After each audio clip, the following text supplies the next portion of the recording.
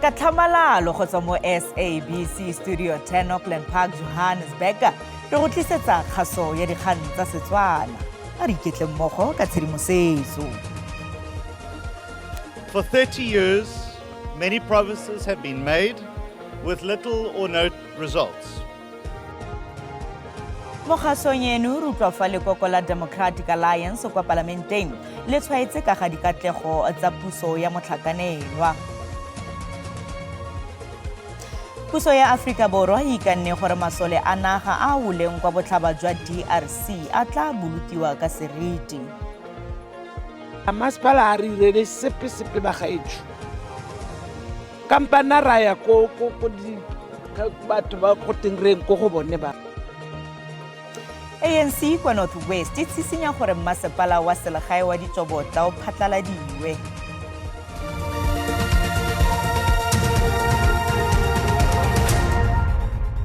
Tla re diale. Makoko a farologaneng a dipolotiki a tsweletse go nganyisana ka ga puo ya Moporesidente Cyril Ramaphosa le setšhaba kwa kokwano bosetšhaba. Moporesidente Ramaphosa o solofetse go tsibogela nganyisano eno ka moso.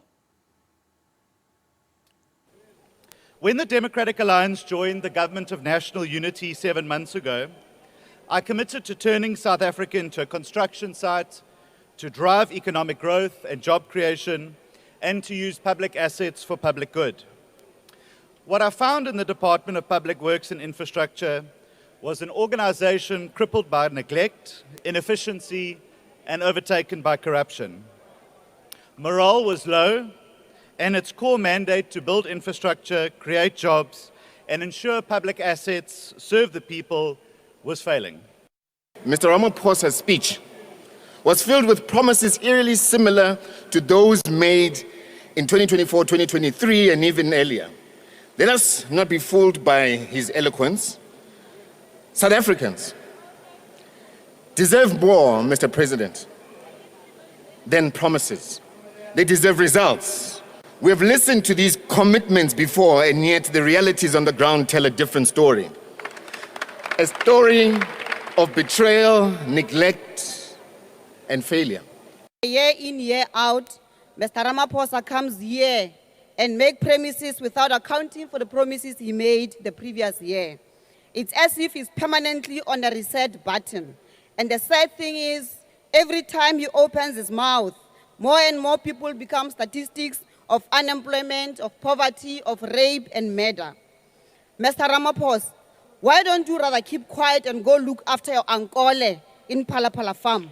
Because you are the elephant in the room. There's no hope for our youth. Men and women are lingering in the streets of South Africa in absolute poverty and despair. Kgotlatshekelo ya Molaotheo e gapetse thoko maiteko a mosireletsi wa setšhaba wa pele Advocate Busisiwe Mkhwebane ya go ikuela kgatlhanong le katlholo ya kgotlatshekelo kgolo ya boikuelo ka Ngwanatsele e gapetseng thoko topo ya gagwe ya gore e sekaseke sešwa tshwetso ya dipatlisiso tsa karolo ya bolekgolo 94 e lebisitseng kwa goreng a ntshiwe mo maemong a gagwe. Mkhwebane o inyalantse le kgotlatshekelo ya Molaotheo morago ga gore kgotlatshekelo kgolo ya boikuelo SCA e konosetse ka Diphalane wa 2024 gore morero o golaganeng le maiteko a go ntshiwa mo maemong o kgapelwe thoko le gore ditshenyegelo go akaretsa le tsa babueledi ba le babedi di duelwe ke Mkhwebane. Mabaka a kgotlatshekelo a akaretsa le la gore go ne go sena boikuelo jo bo maleba jo bo tlisitsweng fa pele ga kgotlatshekelo. Fa morero ono o gogelwa kwa kgotlatshekelo ya boikuelo, kantoro ya mosireletsi wa setšhaba wa Afrika Borwa e ne e le yona e dirang boikuelo. Le fa go le jalo, se ne sa latelwa ke go konosediwa ga dipatlisiso tsa Section 194 go latetsweng ke go tlosiwa ga Mkhwebane mo maemong a gagwe. Mo kopong ya gagwe ya kwa kgotlatshekelo ya Molaotheo e sa atlegang, Mkhwebane o ne a batla go newa tetla ya go ikuela gore taelo ya SCA e kgapelwe thoko kgotsa kopo eno e busediwe kwa kgotlatshekelo kgolo ya Western Cape. Puso ya Afrika Borwa e ikanne gore masole a naga a le 14 a woleng kwa botlhaba jwa Democratic Republic of Congo a tla bolokiwa ka seriti. Go tla neelanwa ka masaledi a bone kwa Air Force Base Swartkop kwa Centurion ka moso. Mme go tla tshwarwa le tirelo ya matshidiso go gopola bagaka bano.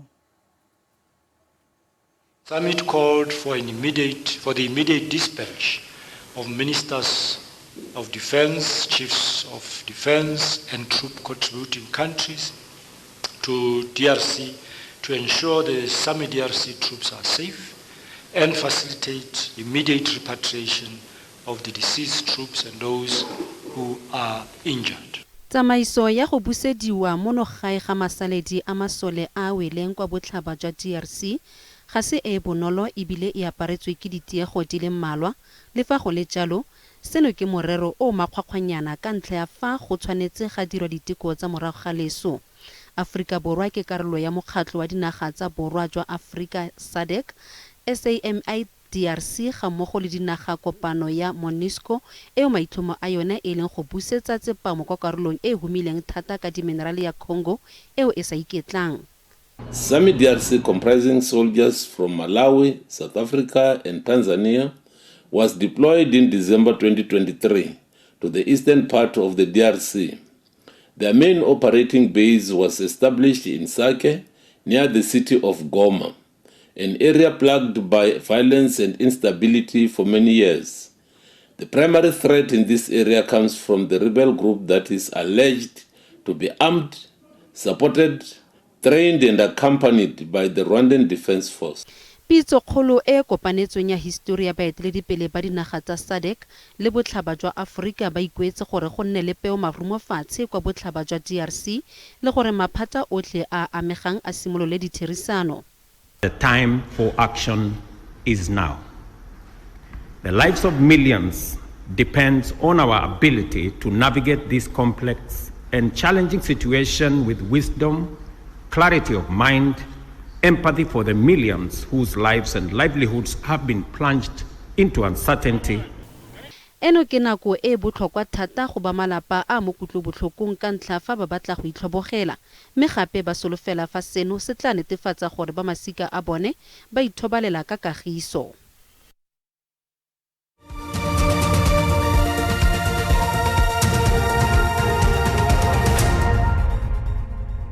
Motho itse gore kganye latelang ka go ama maikutlo. Baagi ba Seabuswa ba shakgetse mme ba batla gore mapodisi a tseye kgato morago ga dipego tsa gore mongwe wa lebenkele la Spaza o beteletse lesea la dingwaga di le 3 beke e fetileng. Mmagwe lesea o bega gore motswasetlhabelo yo monnye yono o gobetse mo serweng sa gagwe sa bong ebile o tshogile mo go seng kana ka sepe. Baagi ba batla tsereganyo ya ka gangwe. Mme motsadi o mo kutlobotlhokong e seng kana ka sepe le letshogo moraga gore morwadi wa dingwaga di le 3 a nne motswasetlhabelo wa tiragalo e setlhogo. Ati, I'm sorry mama, it was a mistake. O nthaile a re ke kopa tshwarelo mama, e ne e le phoso. Ka mmotsa gore phoso ka ngwana wa ka. Seno se nkgopisitse. It was a mistake. Mme yono o tlhagisitse fa a swabisitswe le go kgobiwa marapo ke tsela eo station sa mapodisi sa Seabuswa se samaganeng le kgetsi ya morwadi ka teng. Le mororo a ne a abetswe pegelo ya kalafi ke bookelo o dumela gore mapodisi a reteletswe ke go moneela ke monokeng e lekaneng le go dira dipatlisiso ka botlalo. A kgetsi e ntshiwe mo stationeng le mo kgotlatshekelo ya Seabuswa ka gore ke bona go na le batho ba le bantsi ba ba samaganeng le yone. As South African black, South African women or the community of Seabuswa, we are very sad to hear that the guy now is out of bail. Apparently it's 1,000 rand bail. And the police are saying they don't have enough investigation or evidence. Khabagare mapodisi a kwa Mpumalanga le NPA ba ganne go tshwaela ka ntlha ya fa ba re kgetsi eno le dipatlisiso di santse di tsweletse. Le fa go le jalo kgetsi e rometswe go mokaedi wa bosekisi jwa bosetšhaba kana DPP go dira dipatlisiso le ditshekatsheko tse di tseneletseng le go tsaya tshwetso. Kgotlatshekelo ya Northern Cape e bone itumele Matšhabe wa dingwaga di le 27 molato wa polao ya ngwana wa dingwaga di le 11 yo a neng a gapilwe ka dikgoka le go betelelwa kwa Kimberley ka ngwaga wa 2022. Re lebogile Segami o boleilwe ka mopitlwe wa ngwaga o mme Matšhabe a latlha setopo sa gagwe ka fa morago ga kago ya kokwanotheo molao. Molato o saleng o sekiwa dingwaga di le 2 wa konosediwa go biditswe dipaki di le 40. Matšhabe o lebanwe ke melato eo e akaretsang polao, bogodu le go nna le ditshwantsho tsa batho bao ba sa ikategang. Magwe re lebogile wa lwala. Ragwe re lebogile ene a re o tshepa fa Matšhabe a tla dula dingwaga di le dintsi kwa kgolegelong. Ke rapelela gore modimo a tla tise gore judgment ga itle ile strong, family ka itle kgone go itumela ko ileng teng. Magwe ngwana ka o la le bokoa a leke gore a ne thata tie.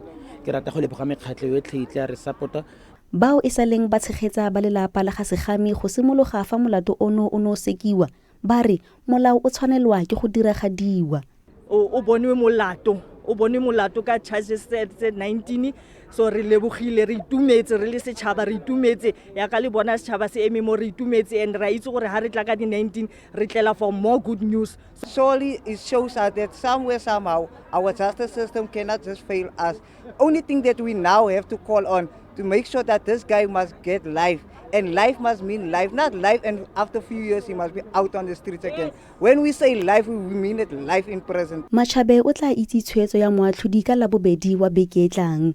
Tebogo Msimanga, dikgang tsa SABC mo Kimberley mo Northern Cape.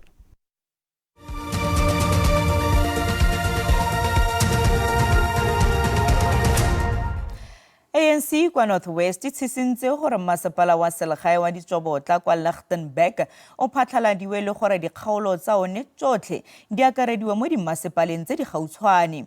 Lekoko la re eno ke nngwe ya dikatlanegiso tse di tserweng kwa kokwanong ya dimasepala e neng e tshwerwe sešweng jaana. Masepala wa Ditsobotla o tlhamilwe morago ga go kopangwa ga dikhansele tsa pele tsa Lichtenburg, Colini le Bosjesvlei. Mo dingwageng tse di fetileng, masepala ono o farafereng ke mathata o ntse o na le dikgotlhang tsa sepolotiki le tsamaiso e bokoa tseo di amileng ditirelo. Ditsereganyo tsa puso ya porofense kwa masepaleng mo dingwageng di feta 10 tse di fetileng ga di a kgona go rarabolola mathata a masepala. Baeteledipele ba lekoko la ANC mo porofenseng ba re ditsereganyo tsotlhe ga di a kgona go fetola seemo sa masepala. If all these interventions di sa bereke, including considering gore go na le interventions re dirileng for the past 8 years tse di sa berekang, re tla re setse ka tshwetso e le nngwe fela or re setse ka option e le 1 ya gore re leke go phatlalatsa masepala wa Ditsobotla gotle go phatlalatsa ya Grey Council ke ra go phatlalatsa masepala so that re o merge le di masepala tse dingwe. Fa tsitsinyo ya ANC ka nna tshwetso ya bofelo, tsamaiso ya go fedisa gotlhelele masepala wa Ditsobotla e tla simolola mo ngwageng e tlang. Kgabagare baeteledipele ba makokokganetso ba kgatlhanong le tshisinyo ya ANC le go tlhalosa fa e tla nna morwalo go dimasepala tseo di setseng di dira bokoa. We feel strongly that won't be a tangible solution. Actually, it's going to create more problems even to other municipalities that will now have to inherit Ditsobotla. Only way to solve the structural problems within the Ditsobotla local municipality is to ensure that national government intervenes under Section 1397, that a funded financial recovery plan is implemented. Le fa go le jalo, baagi bang ba amogela tshisinyo eno le go tlhalosa fa ba kgobegile marapo thata ka ntlha go palelwa ga masepala go banela ditirelo. Ngolo masepala rona o thubege go tseiwe batho ba rona ba re welang ka mo masepaleng wa Ditsobotla bogolo re wele ko masepaleng wa Mafikeng or re isiwe somewhere because ha re bone next ya ba ditsela dintsi ano ya masepala ha re irele sepe ba gaetsho kampana raya ko di batho ba go tengreng ko go bone ba wa Ditsobotla a cancelwe. Fa ANC ka tlega gore masepala Ditsobotla o fedisiwe gotlhelele le gore dikgaolo tsa one di sitlhamolole mo dimasepaleng tse dingwe e tla nna le kgetlo la ntlha seno se diragala mo historing ya porofense. Thabiso Moss, SABC News, Bodibe. Mokgatlo wa University South Africa wa re o tshwenyegile ka ga tshwetso ya puso ya Amerika ya go emisa dithuso tsa boditšhaba.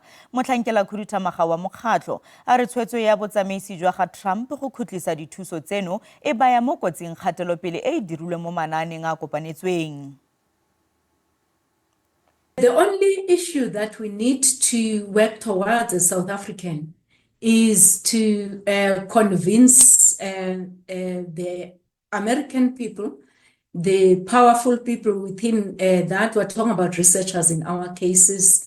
We're talking about leaders of the research enterprise to really put adequate pressure for research to be supported, particularly international research, because no country is an island. COVID has taught us that, and we can see that these diseases and these global challenges, climate change and so on, require a cooperative and collaborative effort from all the countries in order to be defeated.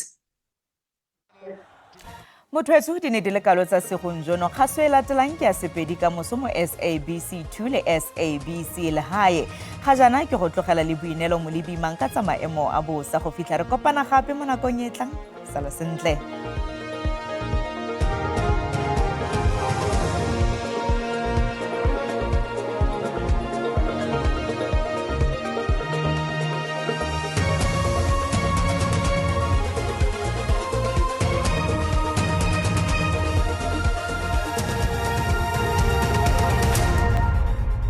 Ke leboga ke adimile ke le dumedise ba bogedi go gae a re lebelle maemo a bosa bosigo jo fa re lebella mo karolong ya Free State go tla nna le dipula tsa diperesente di le 60 fa re leba karolo ya bokone ya Kapa Bokone le go Bokone Bophirima le teng go tla nna le pula diperesente di le 30 karolo le bopolo ne tlana le gone go itemogela pula go tla nna le lekhubula mo ya OTD ko karolong ya Kapa ka moso le teng Free State go tla nna le gone go nna le dipula fa re lebella karolo ya Limpopo le Mpumalanga e tla nna le gone go aparelwa ke mouane bogare jwa naga bo tla itemogela pula diperesente di le 30 ba maemo a bosa bana le gone gore tsibutsa ka diphefo tse di matla mo karolong ya Kapa Bokone me bontsi jwa naga bo tla nna le gone go apoga fa re lebelela ka moso dipula tsa matla ka dibetena le gone go tswelela mo karolong ya KwaZulu Natal fa re lebella karolo ya Kapa Bokone le ko Kapa go tla nna le gone go nna le melelo ya naga a re lebele di-temperature tsa rona tse di ko tlase Bloemfontein ka digata di le 17 Graaff-Reinet ka digata di le 17 fa re lebela Calvina ka digata di le 16 Oudtshoorn ka digata di le 16 Worcester ka digata di le 15 re